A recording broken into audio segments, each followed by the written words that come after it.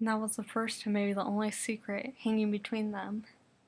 Hell, there might have been others that rose, but were actually more carefully hidden, but this was the only one that mattered. She knew that she could have pressed further. She knew she could go through his memories while he was asleep and unaware. But she didn't. For some reason, it didn't feel right to go that route. Would've, could've, should've, different from what I really did. Most of us think more than what we really do. Every night we'd come to bed, and every night there was that pregnant silence. Neither touched it, would hurt too much. Neither wanted to acknowledge that growing beast between them. They forgot it so they could move on just a little bit. They wanted to ignore that space as long as there was that denial. They could believe that nothing was going on. His touches were empty, regardless of the amount of emotion behind it, or regardless of how it made her feel. His words were empty, regardless of where it took them. Everything he did for her, from that point on, in the end, it was empty. They were both able to ignore it just for a moment, and it was just like ignorance, fucking orgasmic. As long as that line, that denial remained, there was emptiness.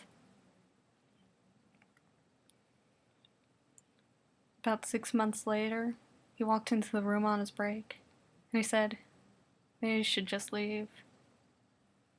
She didn't say anything.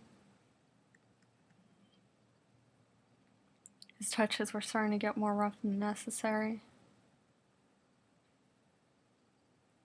A couple weeks later, she didn't let him touch her.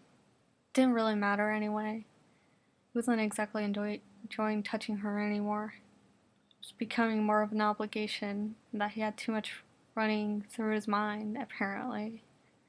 Catching his attention at that point took too much effort. That denial seeped in too deep.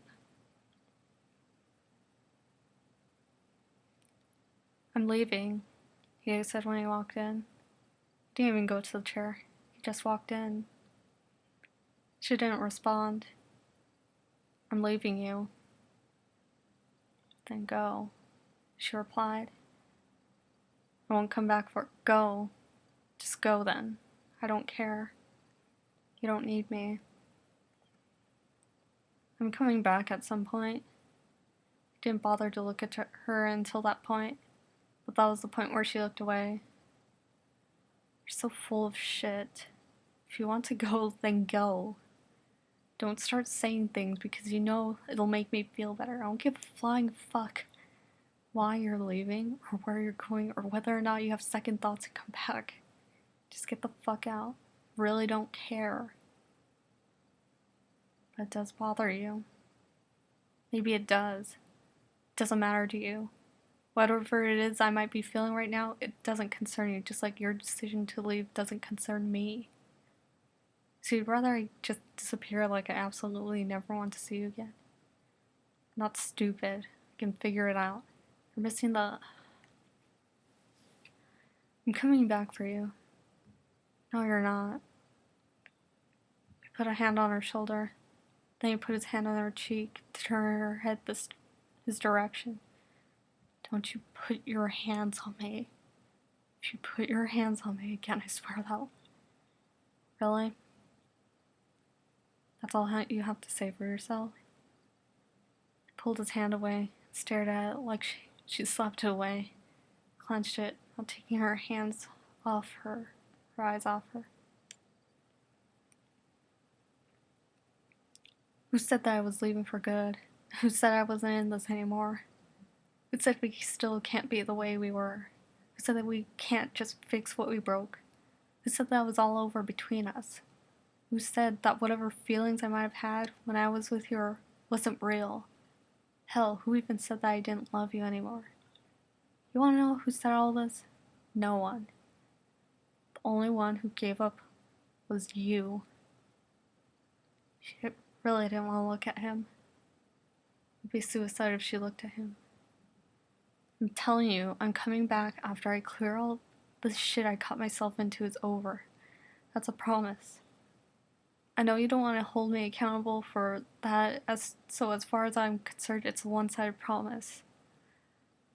But when I come back, and you haven't forgiven me for all the stupid shit I've done, then I don't know why I kept my faith in you, because I'd have already forgiven you. And I'll be the only one wanting this to be the way things were when... I really wish you'd give me the benefit of the doubt and at least look at me. She could hear the desperation in his voice at that point. I won't leave if you look up. If you look up for even a second, I'll come back tomorrow. But she didn't. She could hear him swallowing, and she heard him turn around and start to walk out the door. She wished she had at least watched him go out the door. There's so much denial, and not enough acceptance. Here, and then. Now is the time to admit reality. We haven't denied anything, let it all open. Does have happened? Don't ask ifs, or any kinds of ifs. Nothing gets done on ifs. People cry because of ifs. People die on ifs, especially if onlys. Don't ask ifs. Just don't. He still had the blade in his hand. From the looks of it, he didn't really fight back. Maybe he was having too much fun toying with them, that he lost in the end.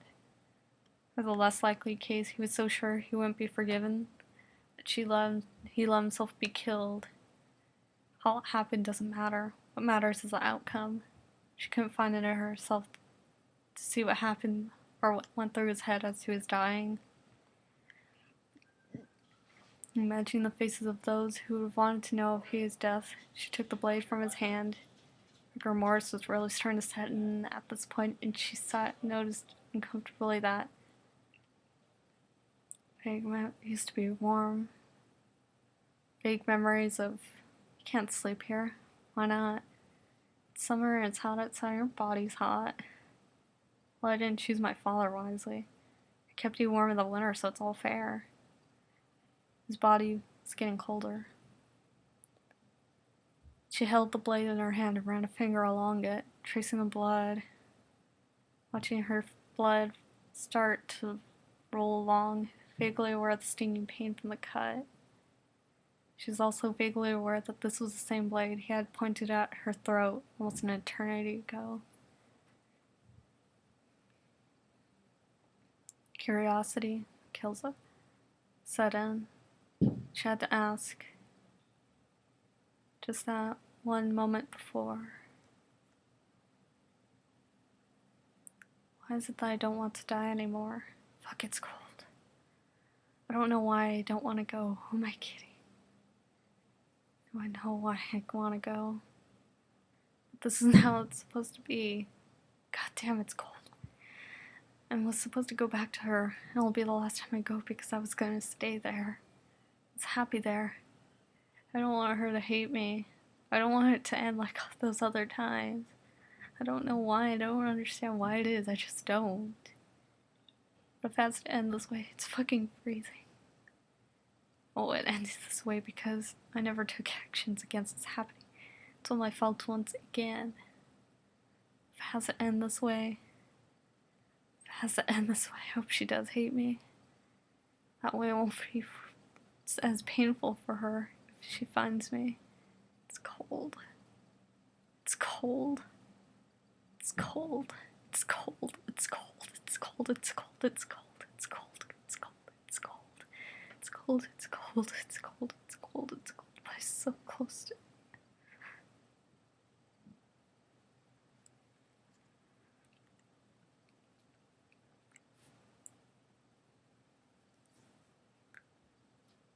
I'd rather go to the next world with him than be in this one without him.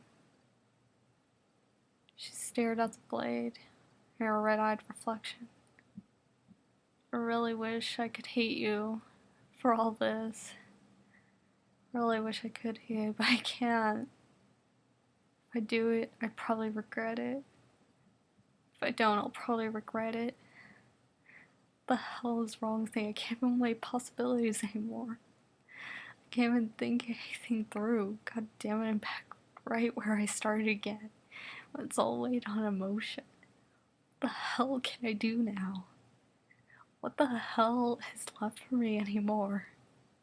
Should I just wait for the light to come, or should I just not let the waiting torture me? What the hell do I do? I can't lie anymore. I don't want to lie anymore. When people lie, I can't reject reality anymore. I have no reason to anymore. She took the blade and held it down her throat, holding it there, feeling the pressure as she swallowed the lump in her throat. And then for a moment, she thought about it.